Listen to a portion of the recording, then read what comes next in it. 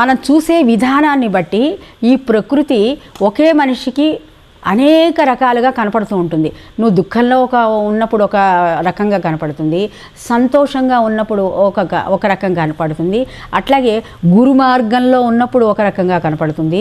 నువ్వు చెడు సహవాసాలు చెడు స్నేహితులతోటి ఉన్నావనుకో ఈ ప్రపంచం ఇంకో రకంగా కనపడుతుంది. అదే ప్రపంచం దుర్మార్గులు ఇప్పుడు ఆశ్రమంలో వాళ్ళంతా ఎక్కడి నుంచో తెచ్చుకొని తింటున్నారు, ఎవరో అన్నారనుకోండి, అంటే ఓహో అట్లాగా వీళ్ళంతా కూడా అడుక్కొని తింటున్నారు కావాల్సి అనేటటువంటి ధ్యాసలోకి వెళ్ళిపోతాం. అదే ఇంకొకడు, అరే ఈ ఆశ్రమం చాలా గొప్పది, ఎంతోమందికి దానం చేస్తుంది, అన్నదానం చేస్తుంది, గోదానాలు జరుగుతాయి ఇక్కడ, తర్వాత గోపూజ జరపబడుతుంది, ఇక్కడ ఎంతోమందికి యోగం చెప్పబడుతుంది, ఆధ్యాత్మ జ్ఞానం చెప్పబడుతుంది అని ఒక వ్యక్తి మనం అన్నాడు, ఓహో ఇన్ని గొప్ప పనులు ఇక్కడి నుంచి జరుగుతున్నాయా, మనుషుల చేత మాంసాహారం మాన్పిస్తారట, మనుషుల్ని దైవత్వం వైపు తీసుకెళ్తున్నారు, ఆధ్యాత్మిక మార్గంలోకి తీసుకెళ్తున్నారు అనుకున్నప్పుడు ఇది ఒక పెద్ద గొప్పదైనటువంటి దేవాలయంలాగానో దేవాలయానికి మించినటువంటి శక్తివంతమైనటువంటి ఒక పెద్ద సంస్థలాగా ఇది.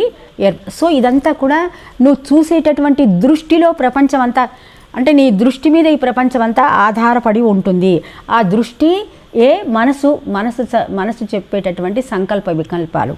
అందుకని ఇంద్రియాల కంటే కూడా బాబు, ఇంద్రియాల కంటే బాబు, నువ్వేమయ్యా బాబు, నీ పనేమిటి, నీ బాబు తరం కూడా కాదని అంటూ ఉంటాం. అంటే నువ్వు చాలా అల్పుడివి నీ తండ్రి ముందర కదా, నీ తండ్రి కంటే నీ తండ్రికి నువ్వు పుట్టావు కదా, కాబట్టి నువ్వు ఎంత గొప్పవాడివైనా నీ తండ్రి దగ్గర నిన్ను పుట్టించే శక్తి ఆయన దగ్గర ఉన్నది కాబట్టి ఆయనే గొప్పవాడు అన్నట్లుగా ఇక్కడ చెప్తున్నాడు. సో ఇంద్రియాల కంటే కూడా మనస్సు చాలాటటువంటి గొప్పదైనటువంటి సూక్ష్మమైనటువంటిది అంటే ఏంటి, కనపడదు, మనం దాని మీద దృష్టి పెట్టాం.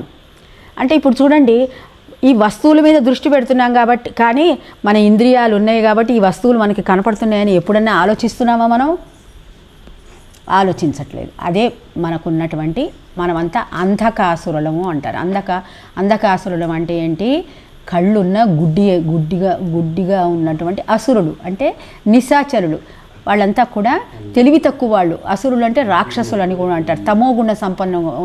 తమోగుణం కలిగినటువంటి వాళ్ళందరినీ కూడా అసురులు. మనం కూడా అసురులమే, మనందరికీ ఆ తమోగుణంలో ఉన్నాం. ఎందుకని మన ఆత్మతత్వాన్ని మనం తెలుసుకోవటానికి ప్రయత్నం చేయకపోతే మనమంతా అంధకాసులు. సరే, ఆ అంధకాసుల సంగతి తర్వాత చెప్తా.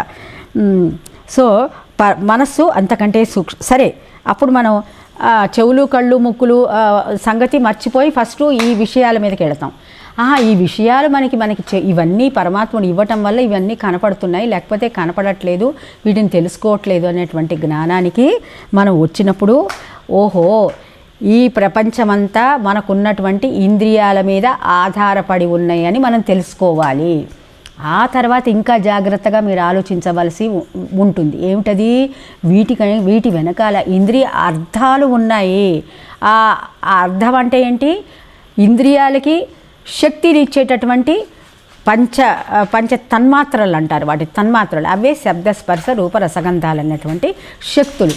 ఆ శక్తులు ఇంకా గొప్పదైనటువంటి, అవి విడిగా మనం చూడటానికి అనుభవించడానికి మాత్రమే తెలుస్తాయి, కానీ అవి చూడటానికి ఫీల్ చేయటానికి మనకి అంటే అవి మనం కళ్ళ ద్వారా చూసేందుకు ఈ విషయ వస్తువుల్లాగా అవి కనపడవు, శబ్దస్పర్శ రూపరసగంధాలు.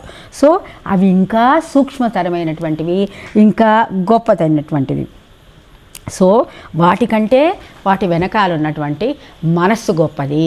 అంటే ఇప్పుడు ఒక నువ్వు పెద్ద ఏదో బాగా దీర్ఘమైనటువంటి తపోనిష్టలో నువ్వు ఉన్నావనుకోండి, ఈ ఎదురుకుండా ఎంత పెద్ద శబ్దాలను జరుగుతున్నా, అలాగే ఎంతమంది మనుషులు వచ్చిపోతున్నా, ఎన్ని రకాలైనటువంటి జీవులు ఇక్కడంతా తిరుగుతూ ఉన్నా నీకు అది తెలియదు. అంటే మనసు అక్కడ లేదనమాట. ఇంద్రియార్థాల మీద లేదు, ఇంద్రియాల మీద లేదు, ఇంద్రియాలు దాటిన తర్వాత ఈ వస్తు సముదాయం మీద కూడా లేదు. కాబట్టి ఈ మనస్సు అనేది ఇంకా సూక్ష్మతరమైనటువంటిది, ఇంకా గొప్పదైనటువంటిది అని చెప్పి మనస్సు ఇంకా అది. ఈ మనసు తర్వాత దీనికంటే కూడా గొప్పదైనటువంటిది ఈ బుద్ధి అని చెప్తున్నాడు. ఈ బుద్ధి అనేది ఈ పరమాత్ముడికి లోపల ఉన్నటువంటి ఆత్మకి చాలా దగ్గరగా ఉంటుంది కాబట్టి ఆత్మ యొక్క ప్రకాశము ఈ బుద్ధి మీద ఎప్పుడూ పడుతూ ఉంటుంది కాబట్టి అది ఇంకా గొప్పది. ఎట్లా గొప్పది ఈ బుద్ధి అనేది? ఈ మనస్సుని బుద్ధి నడిపిస్తుంది. మనస్సుని ఈ బుద్ధి నడిపిస్తుంది. మనస్సు ఏంటి? రకరకాలైనటువంటి విషయాలు సేకరించి, ఇంద్రియాల ద్వారా రకరకాలైనటువంటి విషయాలు సేకరించి బుద్ధికి సమర్పిస్తుంది. ఇప్పుడు మీరు కూడా అనేక రకాలైనటువంటి నిర్ణయాలు తీసుకుంటారు.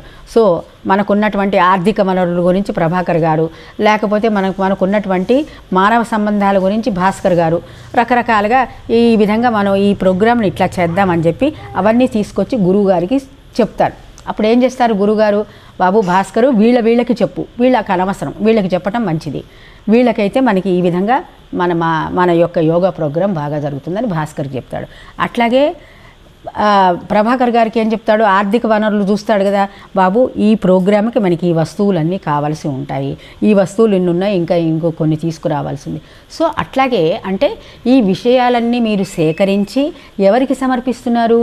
గురువుకి సమర్పించినప్పుడు ఆయన అందులో సెలెక్ట్ చేస్తాడు, కొన్నే సెలెక్ట్ చేస్తాడు, అన్నీ తీసుకోడు, అందులో కొన్ని తీసుకొని కొన్ని వదిలేస్తాడు. అట్లాగే మనస్సు ఈ ఇంద్రియాల ద్వారా అనేక విషయాలు సేకరించి ఏం చేస్తుంది? అది తీసుకొచ్చి ఈ బుద్ధికి సమర్పిస్తుంది. బుద్ధి ఏం చేస్తుంది? విచక్షణతోటి, అంటే దాని మీద ఈ మనస్సు సమర్పించినటువంటి అనేక విషయాల మీద ఒక పెద్ద ప్రకాశాన్ని కుమ్మరిస్తుంది. ప్రకాశాన్ని కుమ్మరించడం అంటే ఏంటి? ఇప్పుడు చూడు, ఇప్పుడు ఈ మూడు లైట్లు ప్రకాశాన్ని కుమ్మరించడం వల్ల మన మీద, కుమ్మరించడం అంటే ఏంటి మీకు తెలుసా? పోస్తుంది, పొయ్యటం వల్ల ఎత్తిపోస్తున్నది, ఎత్తిపోయటం వల్ల మనకి ఇవంతా కనపడుతుంది. అట్లాగే కనపడుతూ ఇందులో ఏది మనకు అవసరమో ఏది అవసరం లేదో తెలుసుకోగలిగినటువంటి శక్తి వస్తుంది. అట్లాగే ఈ మనస్సు చేసేటటువంటి అనేక రకమైన విషయ సేకరణని ఈ బుద్ధి ఏం చేస్తుంది?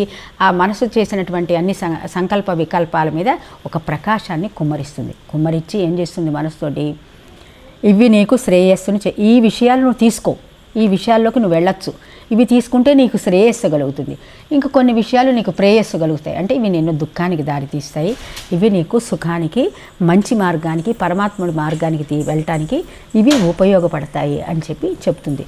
సో ఆ విధంగా మనస్సుని కూడా నియంత్రించేటటువంటి శక్తి గొప్పదైనటువంటిది ఈ బుద్ధికి ఉన్నది. బుద్ధి ఇంకా గొప్పదైనటువంటిది. బుద్ధేరాత్మ మహాన్ పరహ. ఈ బుద్ధి కంటే కూడా ఈ పరమమైనటువంటిది ఈ ఆత్మ అనేటువంటిది ఒక సాక్షిభూతంగా ప్రతి ఒక్కరిలో మన లోపల నిండి అంత శరీరం అంతటా కూడా వ్యాపించి ఒకటి ఉన్నది. అది ఇంకా గొప్పదైనటువంటిది అని ఇక్కడ చెప్తున్నారు. యముడు మనకి ఇక్కడ చెప్పాడు. యముడు మనకంటే ఇక్కడ నచికేతుడికి చెప్పాడు. నచికేతుడికి చెప్పాడంటే మనకి చెప్తున్నట్టే. అంటే ఇప్పుడు ఏంటి? సరే, ఇప్పుడు మనమందరం కూడా, మీరంతా కూడా గురువు ద్వారా యోగ మార్గాన్ని తెలుసుకున్నారు. ఇప్పుడు ఇక్కడ చెప్పిన దానికి మన యోగానికి ఏ విధంగా మనం